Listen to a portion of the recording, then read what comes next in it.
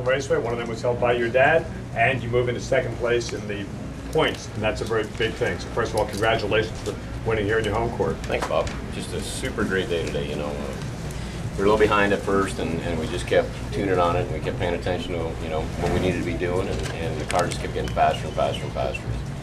You know, we've had some 50s and 60 lights that just didn't put the wind light on this year, and I knew, anybody that's going to be a champion's got to drive well, and come out here and go 30 and 220s and 14 in the final makes me feel good. You had a very good race car, qualified in the #2 spot, so did that put any extra pressure on you, especially that you're running here in Minnesota? Oh, absolutely. When that Chevrolet was just flawless today, and we had to make some small changes to it, but yeah, it does add pressure. Especially the car's going to go fast, so if you miss the tree, you're going to be quicker at the finish line and lose. So it definitely has pressure that you need to perform. That's all it is. One of the nice things about the final round going against Dave Connolly, one of the best drivers in the class, you guys had a little staging battle out there. You got off the line first. That's also got to make you feel good. Yeah, he's a great competitor. Him, Jaggy, Greg, Jason. You all have good days. They have good days, and they're the best. And we race against them every weekend, and to go out there and have a great day like I did today, to leave on all 4 competitors that I left on, it makes me feel just awesome. Questions for Kurt? Any reason you can point your finger out that you do so well here, that you've done 1-4 times here? Not well. You got friends and family, and to come back here to Minnesota and kind of show off, it feels good. A lot of people think that can be a distraction of coming here because you get so many people here, and you and your dad are so intently focused on what you're doing to win the race. Is that a distraction? The best part about the whole weekend is when you close the doors and you pull into water. There's nobody talking to you. You do your job. You go out there. You let the clutch out, and you're focused. That's all there is to it. You're focused. You're trying to do a good job, and the fans definitely help. You've raced this class for a long while. You've seen it as competitive, or maybe not quite as competitive as it is right now. That really does put a lot of extra pressure on you as the driver, doesn't it? Oh, absolutely. It costs a lot of money to run these cars, and the driver's got to perform. To keep my job, I got to do what I got to do, and it's all on that tree right there. It's free horsepower right there. So I've never seen free horsepower on a driving one.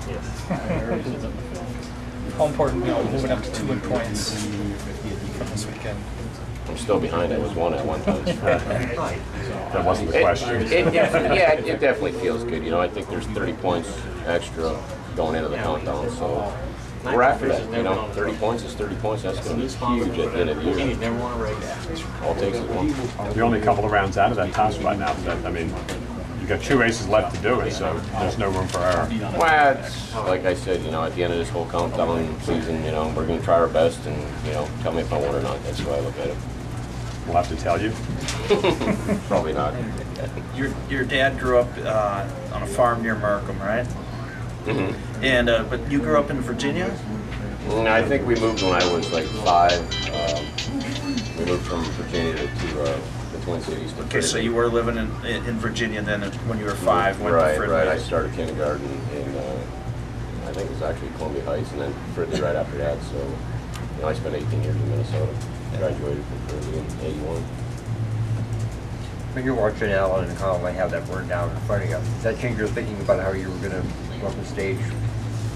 Against Connolly in the final? Yeah. No, in the semis. No, not at all. The only one that affects when you get up there to the starter.